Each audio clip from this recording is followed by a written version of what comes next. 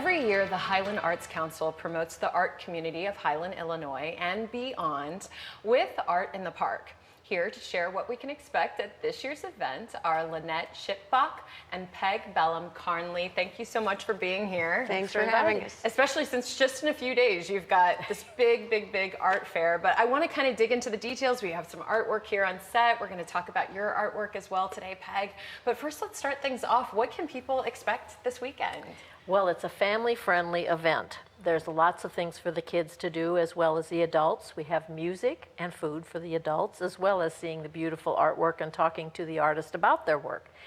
We also have a kids area where they can make their own piece of art and take it home. And then we have the art gallery that's just for kids. The artists donate pieces to this gallery, and then the kids can come in and buy them for $5. So we're training them to be adults who buy art as well. To be patron of the arts. Absolutely. Well, let's maybe start with the artists. There are 55 artists from across the country. One of them is in studio, we're lucky to have.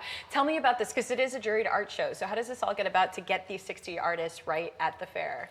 Well, they apply online, most of them online. We do have some paper as well, but they apply, and then we have a group that gets together of qualified artists and teachers and so forth that look at these pieces that they have sent in to us, and we see what their body of work is, and they're accepted or they're not accepted. And so you narrow it down. So this year it's 55, all different types of mediums, correct? Yes, and we try and keep a balance within the mediums. So we have a limit of 12 per category. Oh, there are 11 categories.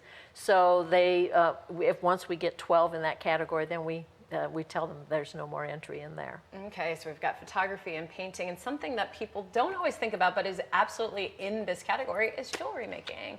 And that leads to you, Peg. Tell me, you're wearing some of your work today. I am. This is one of my fun pieces. It's made with polymer media. And I have to explain to people, it's not, the designs aren't painted on, they're created with the media.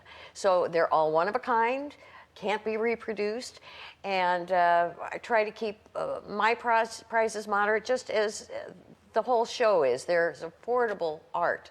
So how long have you been jewelry making? Seriously, for about 10 years. Okay. Seriously, for about 10 years. Yeah. And so when did you decide to go in it full as a full-time artist? We started another event in Highland, and we needed booths, and I said, oh, I'll do a booth. I'll put some stuff just to fill a space. And I sold pieces. So with Lynnette's prompting here, I took it further, and here I am. And what's really neat, I think, on the jewelry making side, similar to a painting, is that is an original, and it's the only one. It's so the if somebody only one. is buying one of your pieces, that's the only one. I say that if I don't make the earrings when I make the pendant, there will be no earrings, because I cannot reproduce it if I try. So everybody gets a one-of-a-kind piece of art.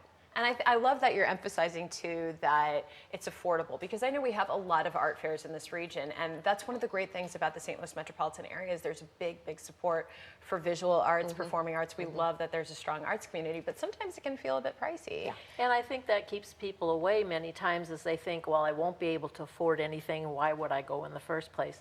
But I think everybody deserves to have some beauty in their life, and so this is a way, an affordable price, that they can get some beauty and have it there to make them feel better. You were nice enough to bring some pieces here today, and we're going to go over more of them in our second segment. But before we close for our first segment, I do want to talk about this book. Tell me a little bit about this book that's on here with your name on it.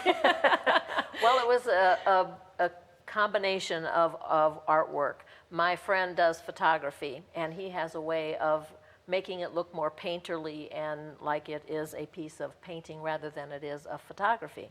So I added words that went with the floral photography, and so we've decided to give the people the most for their money. We would give a book. Oh, very good. And this is going to be available this weekend at the fair. It will. Correct. We can sign them for them, too. Oh, that's awesome. That's fantastic. Well, we're going to get into some more details of the fair, talk about the artwork that we have here, and get in a little bit more about your artwork, Peg. But right now, I've got the information for you on the screen. It's taking place this weekend. It's the 16th annual Art in the Park, presented by the Highland Arts Council.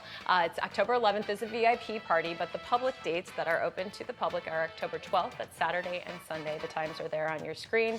And for more information, you can head to highlandartscouncil.org. But don't go anywhere. We're going to be talking more about the details of the art fair, so stay with us. We'll be right back. Bye.